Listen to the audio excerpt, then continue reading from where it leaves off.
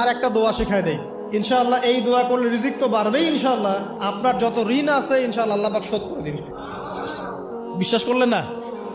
এই দোয়া শিখাই দিচ্ছি, এই জন্য আমাকে হাদিয়া দেওয়া দরকার, স্পেশালি আমাকে এখন হাদিয়া দেওয়া দরকার। এটা গুরুত্বপূর্ণ দোয়া শিখাই দিচ্ছি। আলী রাদিয়াল্লাহু আনহু বলেছেন, কোন ব্যক্তির যদি পাহাড়ের সমানও ঋণ থাকে, এই দোয়া যদি আমল করে আল্লাহ পাক ওই ঋণও শোধ করে দিবেন ইনশাআল্লাহ।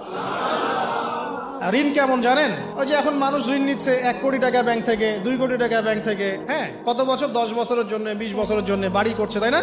তার ধারণা এমন যে সে মারা গেলে তার ঋণটা কেউ না কেউ শোধ করে দিবেই দিবে, তাই তো? আর আল্লাহর রসুল কি বলছেন দেখেন, একজন মারা গেছেন, নবী সাল্লাল্লাহু আলাইহি সাল্লামের সময় একজন মারা গেছেন। তো নবী করিম সাল্লাল্লাহু আলাইহি সাল্লাম বলছেন, এই ব্যক্তির কি কোনো ঋণ আছে? একজন সাহাবী বলেন, হ্যাঁ ইয়া রাসূলুল্লাহ, তো ঋণ আছে। নবীজি বললেন, তোমরা ওর জানাজা পড়ো, আমাকে ডেকো না। তোমরা ওর জানাজা পড়ে নাও, আমি জানাজা পড়তে চাচ্ছি না। আমি এখন কেমন করে আপনাকে বুঝাবো ঋণ কত ভয়ঙ্কর জিনিস?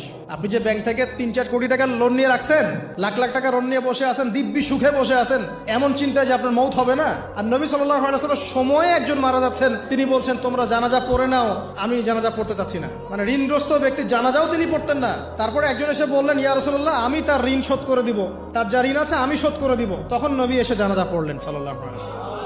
তো আপনার এই কোটি কোটি টাকা ঋণ শোধ করার লোক তো রেডি আছে নাকি? আছে না? সমস্যা নেই, আপনার জানাজা পড়া হবে, আপনার মিলাদও হবে, আপনার একটা বড়সড় দোয়াও হবে ইনশাআল্লাহ। কিন্তু আল্লাহ পাক বলেছেন যে শহীদ, আল্লাহর পথে যুদ্ধ করে শহীদ হয়েছে, এই ব্যক্তির আত্মাও ঝুলে থাকে যতক্ষণ পর্যন্ত না তার ঋণটা শোধ করা হয়। এবার বলেন আমি কি বুঝাবো আপনাকে? আর কিছু বলতে হবে?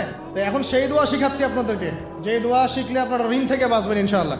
কত দিবেন বলেন? আচ্ছা, হ্যাঁ, এই তো, শুকরিয়া। দোয়া করবেন যেন আল্লাহ পাকের দিনটাকে আল্লাহর জমিনে প্রতিষ্ঠা করতে পারে। আমার সাথে বলেন, দোয়াটা হচ্ছে, আল্লাহুম্মা ইকফিনি বিহালালিকা আন হারামিকা ওয়া আগনিনি বিফদলিকা আম্মান সিওয়াকা। এই দোয়াটা ছোট না?